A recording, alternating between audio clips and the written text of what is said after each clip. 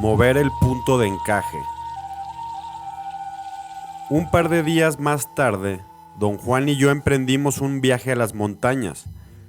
Explicó que había decidido ir a un lugar especial que creara un ambiente apropiado en donde explicarme algunos aspectos complejos de la maestría del estar consciente de ser. Habitualmente, don Juan prefería ir a la cordillera del oeste, que además estaba más cerca, pero esa vez eligió las cumbres del este. Esa cordillera era mucho más alta y estaba más lejos. A mí me parecía más siniestra, oscura e imponente. No podía, sin embargo, determinar si esa impresión era mía o si, de algún modo, había absorbido los sentimientos de don Juan acerca de esas montañas. Al llegar a las colinas bajas, antes de comenzar el ascenso a las empinadas cumbres, nos sentamos a descansar. Abrí la mochila que las mujeres videntes del grupo de don Juan me habían preparado y encontré un enorme pedazo de queso. Al verlo, experimenté un momento de fastidio, como me sucede de costumbre, ya que el queso me ha encantado toda la vida, pero nunca me ha sentado bien, y siempre he sido incapaz de rechazarlo. Don Juan, desde el momento que se dio cuenta de mi debilidad, hizo lo imposible por aguijonearme con ella. Al principio me sentí muy avergonzado, pero mi vergüenza disminuyó al descubrir que cuando no había queso a mi alrededor, no lo echaba de menos. El problema era que los bromistas del grupo de don Juan siempre me ponían un gran trozo de queso al alcance de la mano, y yo, por supuesto, siempre terminaba por comerlo. Termínalo en una sola sentada, me aconsejó don Juan con un destello de malicia en los ojos. Así no tendrás que preocuparte más por el asunto. Probablemente, bajo la influencia de tal consejo, tuve el enorme deseo de devorar todo el trozo. Don Juan rió tanto que, una vez más, sospeché que se había puesto de acuerdo con su grupo para tenderme una trampa. Ya más en serio, sugirió que pasáramos la noche allí, en las colinas, y que tomáramos 1 o 2 días para llegar a las cumbres más altas. Yo estuve de acuerdo. De una manera muy casual, don Juan me preguntó si me había acordado de algo sobre las 4 disposiciones del acecho. Admití que había tratado, pero que me falló la memoria. ¿No recuerdas que te enseñé lo que significa no tener compasión?, preguntó. No tener compasión, lo opuesto a tenerse lástima a sí mismo. Yo no me acordaba de nada. Don Juan pareció quedarse pensando qué decir. De pronto, las comisuras de su boca se dejaron caer en un gesto de fingida impotencia. Se encogió de hombros y, levantándose, caminó apresuradamente una corta distancia hasta la cima plana de una pequeña colina.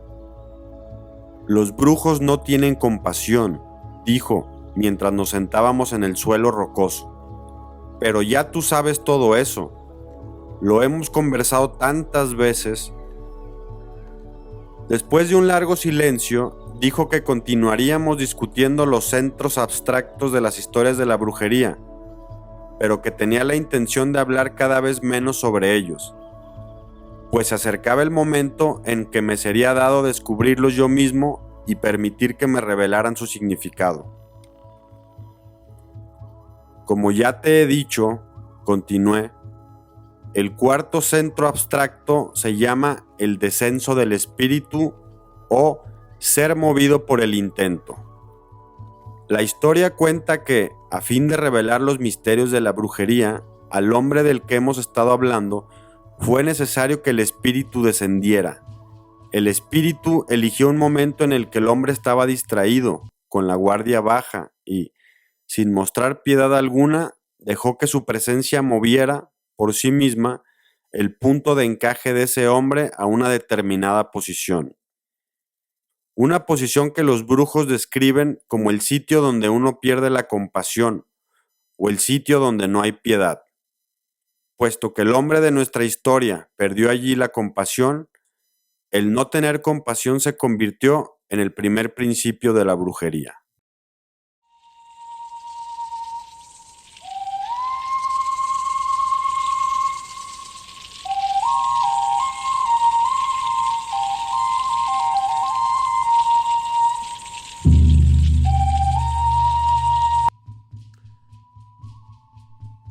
El primer principio nunca debe confundirse con el primer efecto del aprendizaje de brujería, que es el moverse desde la conciencia normal a la conciencia acrecentada. No comprendo lo que trata usted de decirme, me quejé. Lo que quiero decir es que, según todas las apariencias, el moverse de un estado de conciencia al otro es lo primero que le ocurre a un aprendiz de brujo, replicó. Por consiguiente, es natural para un aprendiz asumir que el movimiento del punto de encaje es el primer principio de la brujería, pero no es así. El primer principio de la brujería es el no tener compasión. Pero ya hemos hablado anteriormente de esto. Solo estoy tratando de hacerte acordar. En ese momento, pude sinceramente haber dicho que no tenía ni la menor idea de lo que don Juan decía, pero también pude haber dicho que tenía la extraña sensación de que lo sabía muy bien. Acuérdate de la primera vez que te hablé de no tener compasión, me instó. Acordarse tiene que ver con el movimiento del punto de encaje. Esperó un momento para ver si yo seguía o no su sugerencia. Como era obvio que yo no podía hacerlo, continuó con su explicación.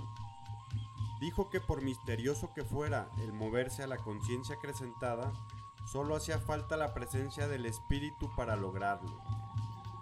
Comenté que ese día o bien sus enseñanzas eran extremadamente obscuras o yo estaba terriblemente denso, pues no podía seguir sus pensamientos en absoluto. Respondió, con mucha firmeza, que mi confusión no tenía la menor importancia y que lo único significativo era el que yo comprendiera que un mero contacto con el espíritu bastaba para facilitar el movimiento del punto de encaje. Ya te he dicho que el nahual es el conducto del espíritu, prosiguió. Hay dos razones por las que el nahual puede dejar que el espíritu se exprese a través de él. Una es porque pasa toda su vida redefiniendo impecablemente su vínculo de conexión con el intento. Y la otra es porque tiene más energía que el hombre común y corriente. Por ello, lo primero que experimenta un aprendiz de brujo es un cambio en su nivel de conciencia. Un cambio provocado simplemente por la presencia del nahual. En realidad, no hay ni se necesita ningún procedimiento para mover el punto de encaje. El espíritu toca al aprendiz a través del nahual y su punto de encaje se mueve. Así es de simple. Le dije que sus aseveraciones me eran muy inquietantes porque contradecían lo que yo difícilmente había aprendido a través de mi experiencia personal. Que la conciencia acrecentada era posible gracias a una maniobra sofisticada, aunque inexplicable, que don Juan llevaba a cabo para guiar mi percepción. A lo largo de mis años de relación con él, una y otra vez me había hecho entrar en la conciencia acrecentada, golpeándome la espalda. Our hearts beat to the city streets. We began to feel the fire. We rise like tall buildings as the chemicals they take us higher. The night's young and it's just begun as she puts her hand in mine. We wanna chase the night, wanna dance to the light, pull the stars from the sky, just two hearts running wild. Never sleep, never stop, as we shout from the top. We're gonna be two hearts running wild.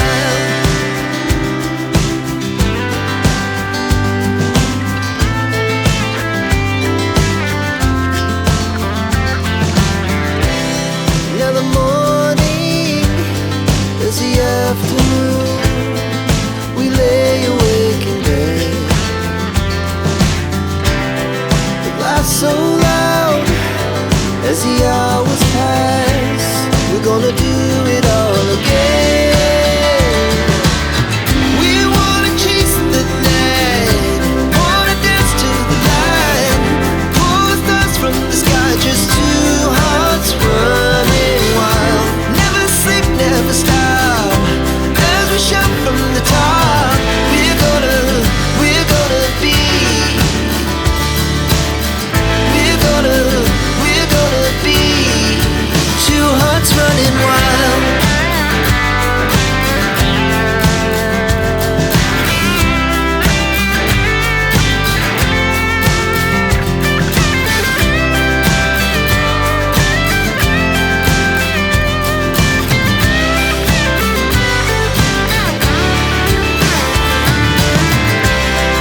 The moonlight, summer sky, it was the best we ever had. And we'll stay on forever. We'll never have regrets.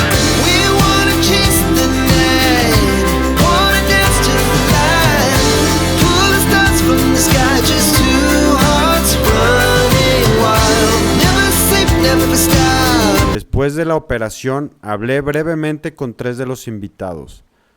Todos estaban de acuerdo en que habían presenciado lo mismo que yo.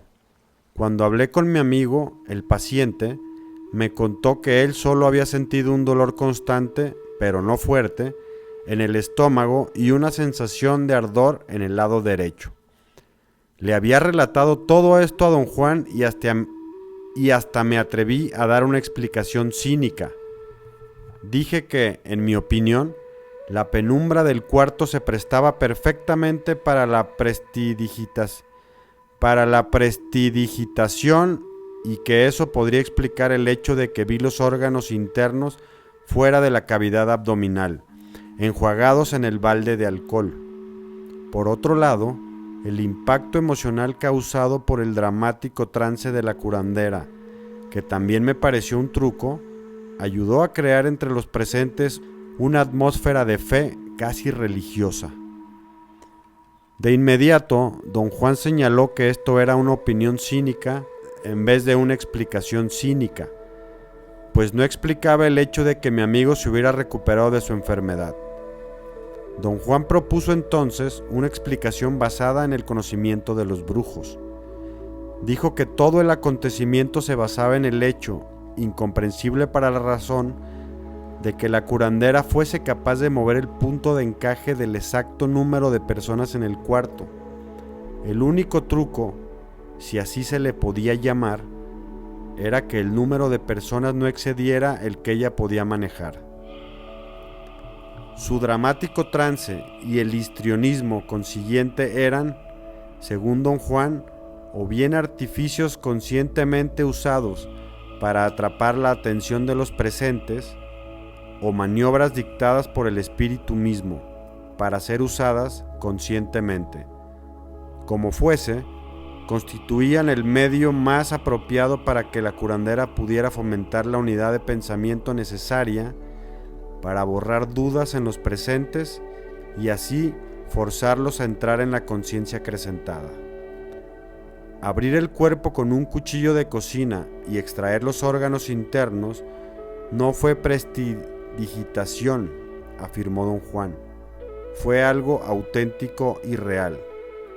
Pero, en vista de que ocurrió en la conciencia acrecentada, estaba fuera del criterio cotidiano.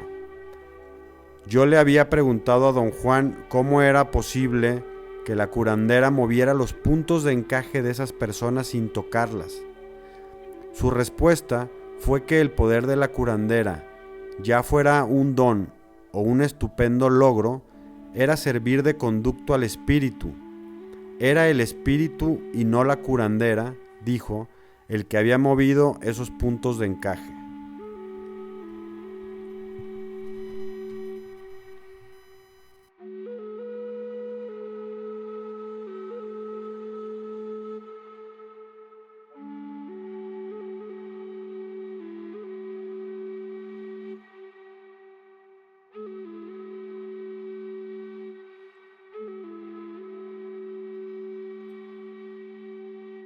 cuando tú me contaste la historia de la curandera, dijo don Juan, te expliqué, aunque tú no comprendiste ni una sola palabra, que el arte y el poder de esa mujer consistían en borrar las dudas de los presentes.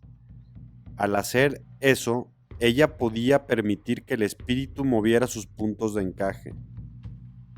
Una vez que esos puntos estaban en una nueva posición, todo era posible. Habían entrado en el reino donde los milagros son cosas de todos los días. Aseguró que la curandera debía de ser también bruja. Dijo que si yo hacía un esfuerzo por recordar la operación, vería que ella había mostrado no tener compasión con los presentes, especialmente con el enfermo. Le repetí lo que me acordaba de la sesión. Tanto el timbre como el tono de la voz seca y femenina de la curandera cambiaron dramáticamente cuando entró en trance. Su voz se volvió ronca y profunda, como la de un hombre. Fue esa voz la que anunció que el espíritu de un guerrero de la antigüedad precolombina se había posesionado del cuerpo de la curandera. Una vez que el anuncio fue hecho, la actitud de la mujer cambió dramáticamente. Estaba poseída. Absolutamente segura de sí misma, procedió a operar con total certidumbre y firmeza. En vez de decir que tenía certidumbre y firmeza, comentó don Juan, yo preferiría decir que esa curandera, a fin de crear un ambiente adecuado para la intervención del espíritu, no tuvo compasión. Aseveró que sucesos difíciles de explicar, como esa operación, eran en realidad muy simples. Lo que los tornaba difíciles era nuestra insistencia en analizarlos con pensamientos cotidianos. Si no pensábamos, todo resultaba claro. Si no pensamos, pero eso es absurdo, don Juan, dije con toda sinceridad. Le recordé que él mismo exigía que todos sus aprendices pensaran en serio. Hasta criticaba a su propio maestro por su flaqueza de pensamiento. Por supuesto que insisto en que todos cuanto me rodean piensen con claridad, dijo.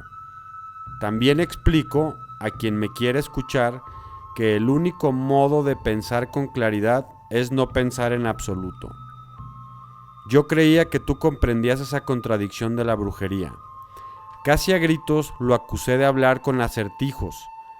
Riendo a carcajadas, se burló de lo que él llamó mi compulsiva necesidad de defenderme. Luego explicó que, para los brujos, había dos maneras de pensar. Una era la manera normal y cotidiana, regida por la posición usual del punto de encaje, una manera que dejaba todo en una gran obscuridad y producía pensamientos poco claros que no servían para mucho. La otra era una manera de pensamientos precisos, funcional y económica, que dejaba muy pocas cosas sin explicar. Don Juan comentó que para que cesara la manera normal de pensar era indispensable mover el punto de encaje, o era indispensable hacer cesar la manera normal de pensar para así permitir que el punto de encaje se moviera. Aseguró que si uno no encaraba sin pensamientos esta aparente contradicción, no era contradicción en absoluto. Quiero que te acuerdes de algo que hiciste en el pasado, dijo. Debes acordarte de un movimiento especial de tu punto de encaje. Para acordarte, como yo quiero que lo hagas, tienes que dejar de pensar pensamientos normales. Entonces, predominará la otra manera de pensar, la que produce pensamientos claros, y ellos harán que te acuerdes. ¿Y cómo dejo de pensar?, pregunté, aunque bien sabía lo que me iba a responder. Intentando el movimiento de tu punto de encaje, dijo. Al intento se lo llama con los ojos. Le dije a don Juan que mi mente estaba en un vaivén, fluctuando entre momentos de extrema lucidez, en que todo parecía cristalino, y lapsos de profunda fatiga mental, en los que yo no llegaba a entender lo que él decía. Trató de tranquilizarme, explicando que mi inestabilidad se debía a una ligera fluctuación de mi punto de encaje, el cual aún no se hallaba fijo en su nueva posición, alcanzada hace algunos años antes. La fluctuación era resultado del residuo de compasión por mí mismo que todavía existía en mí. ¿Qué nueva posición es esa, don Juan?, pregunté. Hace años, y esto es lo que quiero hacerte recordar, tu punto de encaje llegó al sitio donde no hay compasión, respondió. ¿El sitio donde no hay compasión? ¿Qué cosa es eso?, pregunté. Es el mero centro del no tener compasión, pero tú ya sabes todo esto. Por el momento, hasta que te acuerdes, digamos solamente que el no tener compasión, siendo una posición específica del punto de encaje, se manifiesta en los ojos de los brujos. Es como una nube brillante y trémula que cubre el ojo. Los ojos de los brujos son brillantes. Cuanto mayor es el brillo, más intenso es su sentido de no tener compasión. Por ejemplo, en este momento, tus ojos están opacos. Explicó que cuando el punto de encaje se mueve al sitio donde no existe la compasión, los ojos comienzan a brillar. Mientras más firme es la fijeza del punto de encaje en su nueva posición, más brillan los ojos. Trata de acordarte de todo lo que ya sabes al respecto, me insistió. Guardó silencio por un momento. Después habló sin mirarme. Para los brujos, acordarse no es lo mismo que recordar, continuó. Recordar es cuestión del pensamiento cotidiano, cuestión de la posición habitual del punto de encaje. Acordarse, en cambio, depende del movimiento del punto de encaje. La recapitulación de sus vidas, que hacen todos los brujos, es la clave para mover el punto de encaje. Los brujos inician la recapitulación pensando, recordando los actos más importantes de sus vidas. De simplemente pensar en ellos, pasan a verdaderamente estar en los eventos mismos, pasan a revivirlos. Cuando logran eso, revivir los eventos mismos, han movido, en efecto, el punto de encaje al sitio preciso en el que estaba cuando ocurrió el evento que están reviviendo. Revivir totalmente un acontecimiento pasado mediante el movimiento del punto de encaje es lo que los brujos llaman acordarse.